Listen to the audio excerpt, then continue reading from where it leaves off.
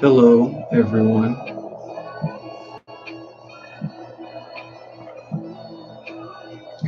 And greetings, hello to you all, and good evening. Hello, and how are you?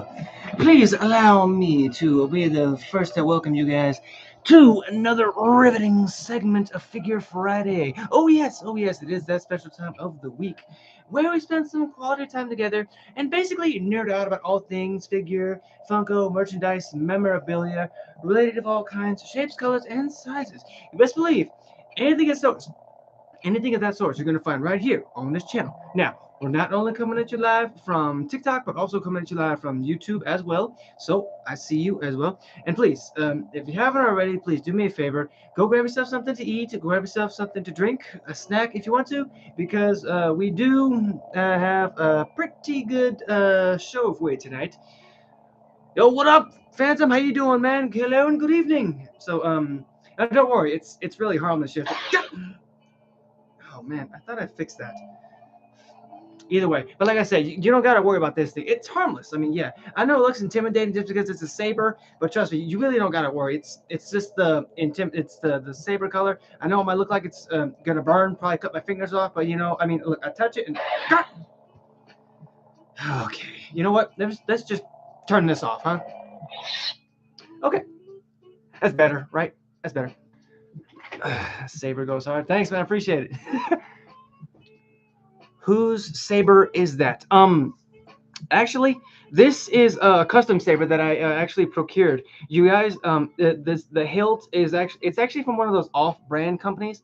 I think it was Saber Theory or something like that. I would have to look back on like where I got this from, but that I got a pretty deal of them. It only ran me about 70, $80 or something like that. But I mean, it is a quality saber. It's got a great hilt. The power is amazing. It's completely interchangeable on the colors. Um, like I said, I have it on like it's kind of like orangish right now because I feel like to me, if I was to pick a side, whether it be the Sith side or the Jedi side, I'd be the side that's in the middle, the gray Jedi. Because I don't know why I feel like more connected to them, and of course because one of my favorite Jedi's is Ahsoka Tano. So, but that's just me, honestly. But like I said, it's a great saber, quality blade. It's got contact and everything, but only if you clock it pretty good. But the cool thing about it is that the button right here is that you can press it, and it still does the contact thing. It does power on and power off. Now, there are certain ways to change the way it ignites and things like that, but that's best served for another time because as you can see, folks, we have hit that 3 minute marker, so we are going to go ahead and get started. Just take off the robes here, get a little more comfortable. And no need to worry about me, folks. I had my dinner not too long ago, and I do have some good drink right here. Good old cherry vanilla Dr. Pepper. Might get Mayfair's Carnage soon. Oh, dude, Carnage is an amazing find. He's one of my favorite symbiotes, next to Venom, of course. I've always liked him. I don't know why. I think it's because just the fact that it's a coalition of Cletus Cassidy and like just the way he combines with the Carnage symbiote just flawlessly. But again, he's one of my favorite symbiotes, next to Venom, and Scream is also another one of my favorite symbiotes. But that's best served for another time. So again, I invite you guys to please sit back and relax because once again, as you know, tonight's episode is going to be pretty star-studded because we're actually going to be taking to the stars, and we're going to be hitting the hyperdrive to venture into the Star Wars era to introduce two new Funkos from the dark side of the Force. So please sit back, relax, kick your feet up, take a deep breath, because as you know, it's just you, me, and the merchandise of tonight. So why don't we go ahead and get started, huh? Thank you so much for the rose. Appreciate you, ma. It smells delicious. Smells divine. Smells divine. And again, hello, good evening to everybody. So why don't we go ahead and get started? Now, ironically, about tonight's guests, we are actually going to be introducing a master and an apprentice. And I think it only right to introduce the master first, because it is customary, and Well, I'd rather think it's more respectful, but I mean that's just me. Anyways, ladies and gents, please give your first big wolf pack welcome to Sith Master Balin Skull. Yes, that's right, folks. The sinister Sith Master of the Ahsoka series is making his debut this fine Friday evening and looking awesome as ever. But uh, let me just take a moment of silence, real quick. Just a moment of silence, folks. Because he was portrayed by the great Ray Stevenson. Of course, the late great, Ray Stevenson, who unfortunately passed away a couple of years. I believe it was either a few months or a year. I did not get the chance to see. So again, I just want to take a moment of silence.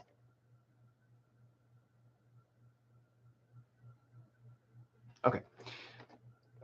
I thought it was Anakin. No, I mean, dude, I've already done Anakin and Obi-Wan, so I figure it's time to take a step in a different direction, But yeah, let me get him out of there, folks, and then we can tell the story of Mr. Balin here.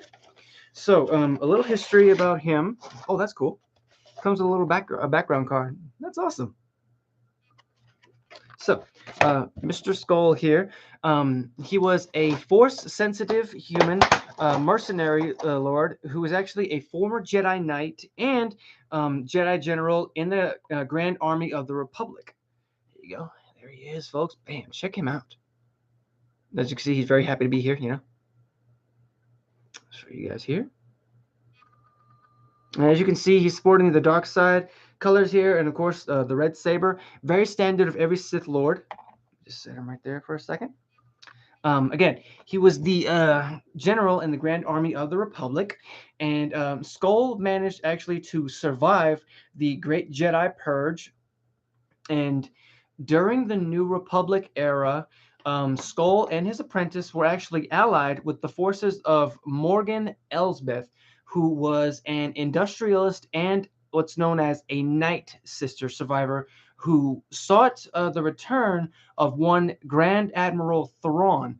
Now, from lore standards and history that I have read about Thrawn, it's that he is basically one of the most diabolical Sith, or not Sith, but Republican generals in the Galactic generals in the Galactic Empire. My apologies. And the mission to find Thrawn actually coincided with fellow Purge survivor Ahsoka Tano and her apprentice Sabine Wren's search for Jedi Padawan Ezra Bridger. It actually resulted in a battle between Skull and Tano on the planet of Satos, in which Tano was defeated and Wren was taken prisoner. Now, shortly after arriving at the planet of Peridea and sensing its connection to the Force, Skull actually met with Grand Admiral Thrawn, but he was truly unconcerned with both Elsbeth and Thrawn's plans. And when sent by Thrawn with his apprentice to hunt down and destroy Mr. Bridger and Wren, his views actually diverged from his apprentice as they started to sort of drift in their own separate ways about the future of the Force and, of course, their destinies. Again, don't be afraid to hit the share button, you guys, and the like button. Heck.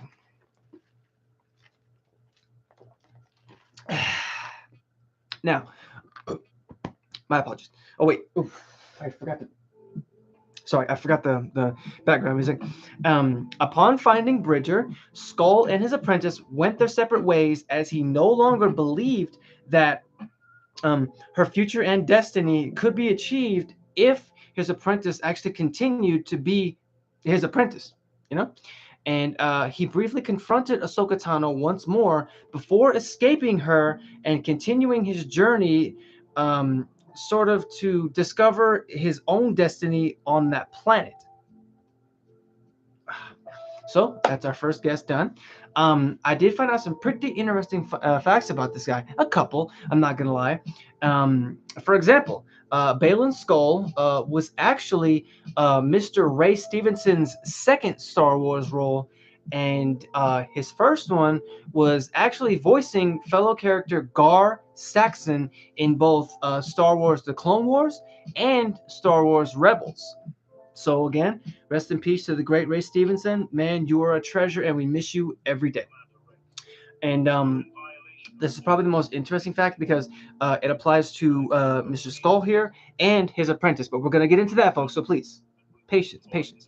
Balin Skull's name may be a reference to Skoll, Skoll, who is actually a wolf from Norse mythology who actually chases after the sun.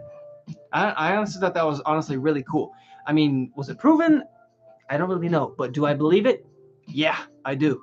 Of course, that's just me because I'm a big wolf guy, you know. So either way. um, Now, before I forget, I want to reiterate the music that you guys are listening to right now. I'm simply using it for aesthetic purposes. I own no rights to the beats, the lyrics, the images, the characters, none of that. I'm simply using it to help everybody just chill, relax, just have a good old time. Who doesn't like wolves? Well, unfortunately, man, I'd have to say there are quite a few people out there who don't like them because they don't really see them as, the enchanting and just mysterious creatures that I see them as, honestly. But I can't judge them. Heck, everybody likes what they likes, and that's their prerogative. Heck. Oh, goodness gracious. Now, what was that? Oh yes. So, you guys good?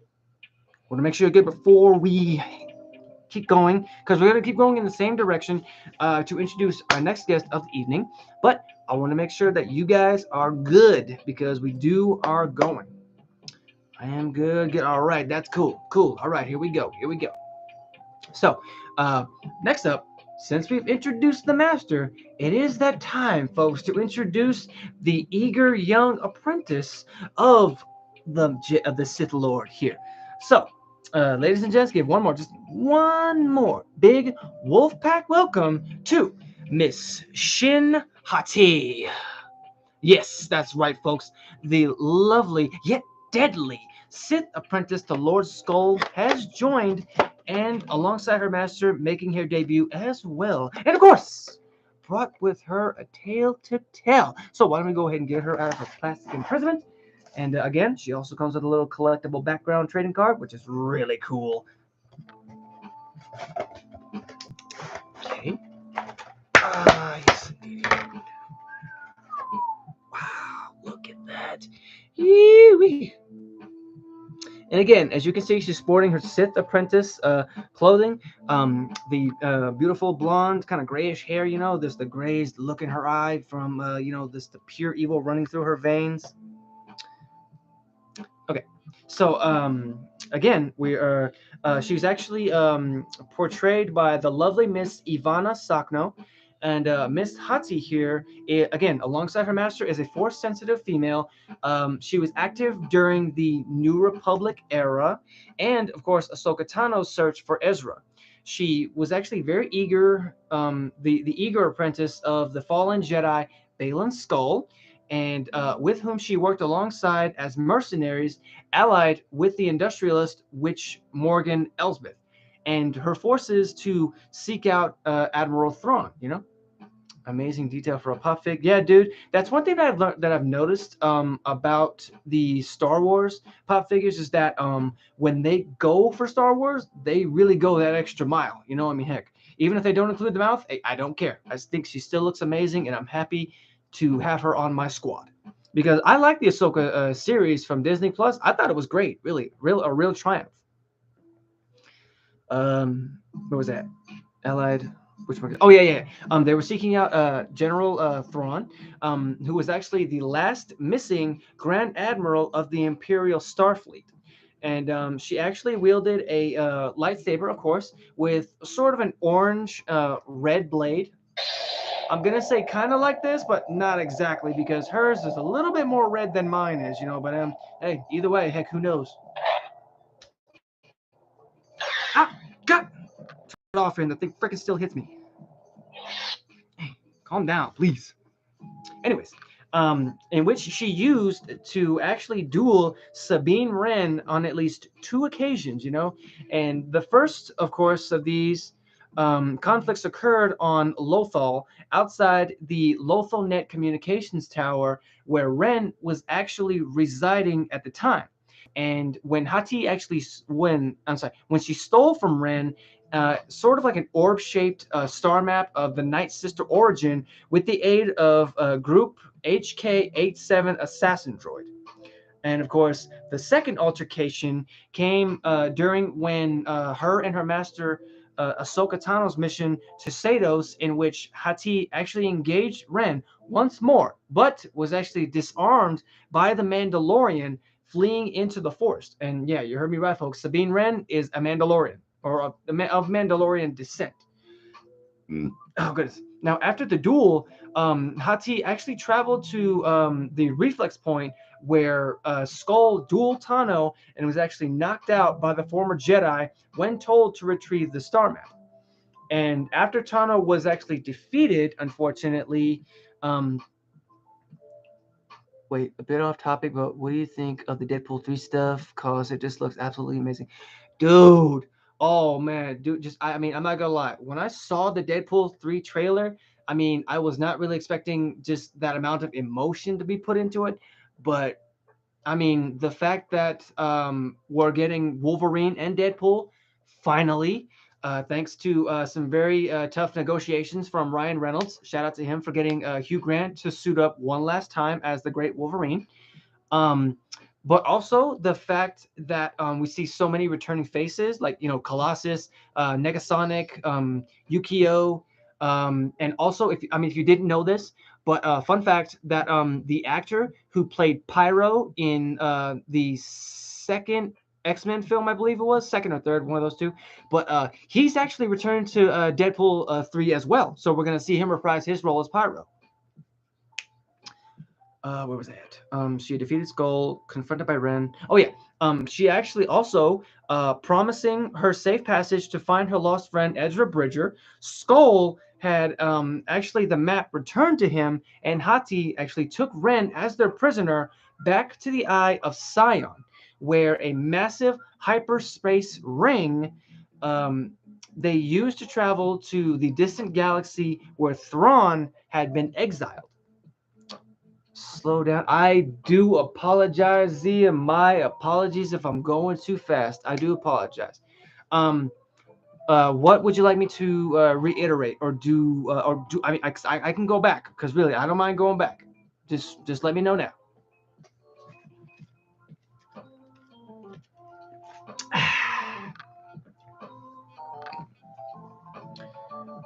Just continue. Okay. Okay. I'll just I'll talk about my last part. Right.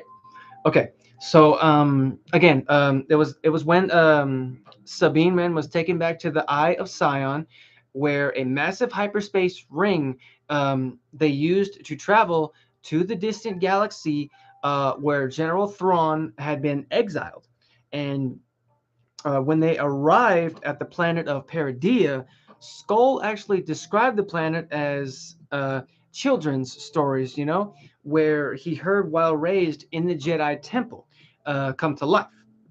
And when Hati actually questioned her master if their arrival on Peridea and alliance with Thrawn was their opportunity to basically, kind of make a jump or a rise in power, to which Skull replied that such power was actually fleeting and that he really hoped to bring the cycle, which has repeated itself for years, to an end.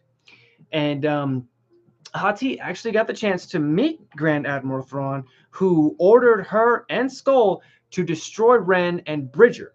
Now, they eventually found the two traveling with a group of Noti, and in that moment, Hati was ordered to contact Thrawn and take her place in the coming Empire. Parting ways with her master in that moment, who claimed her ambition was actually driving her in a direction that was much different than his. And also during that whole exact moment, she was actually leading a group of bandits when Hati actually let them attack first before she engaged Sabine and Bridget. Um, and of course, she was reinforced by squadrons of what was called night troopers, very dangerous types of troopers because they're sort of like more advanced and deadly. You know, when I mean, I put emphasis on deadly. You know, I'm just saying. Hati ordered them to actually kill the two before she was ambushed by Ahsoka Tano, who came to their rescue. Thankfully, um, and Thrawn actually soon called back his night troopers, leaving Hati outnumbered against the Jedi, prompting her to flee while mounted on her howler animal. And with nowhere left to turn, Hati fled alone, abandoned by Skull, Elsbeth, and Thrawn, with the latter successfully escaping the planet of Peridea. So, in a way, she tucked tail and ran and was able to escape. Where she is now, we don't know. Only that she's somewhere among the stars and that she's probably seeking some revenge against the Ahsoka, but we will see. Whew. Now, a couple fun facts about Miss Hati here.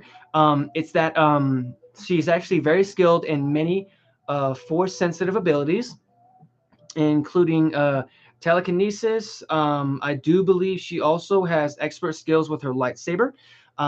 She does have like the force push, force pull. Uh, I don't know if she's mastered the force choke yet, but I mean I didn't really get the chance to read on that.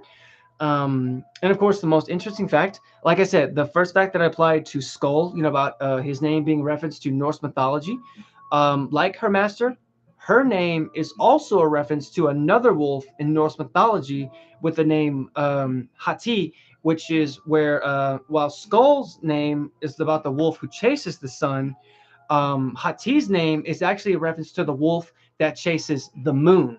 So in a way, that's kind of how they balance it out, because I do believe in Norse mythology, the two would end up chasing the sun and the moon until Ragnarok arrived on the planet itself. But again, that's just that's based off of what I read. I could be wrong, but I mean I don't know. I only know certain things about Norse mythology. But one of my favorites, to be exact, is the Fenrir because just what he's capable of, what he stands for, and the fact that he's well known throughout both history and Norse mythology, like yin and yang. Exactly, just like yin and yang. Mostly because it's rumored to believe it's a black wolf and a white wolf, you know, which is a reference to I believe it's the black wolf chases the moon and the white wolf chases the sun. So that's why sometimes it goes from day to night, from night to day. So this way it's perfectly balanced.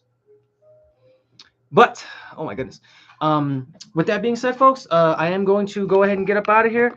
But I will be shooting over to my Twitch to do some gameplay. More than likely, it's going to be more of the recently released Helldivers game.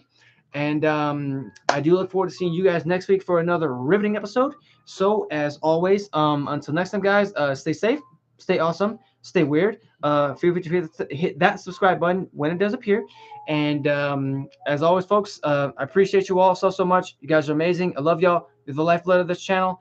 And until next time, guys, stay safe, stay awesome, stay weird, stay yourselves.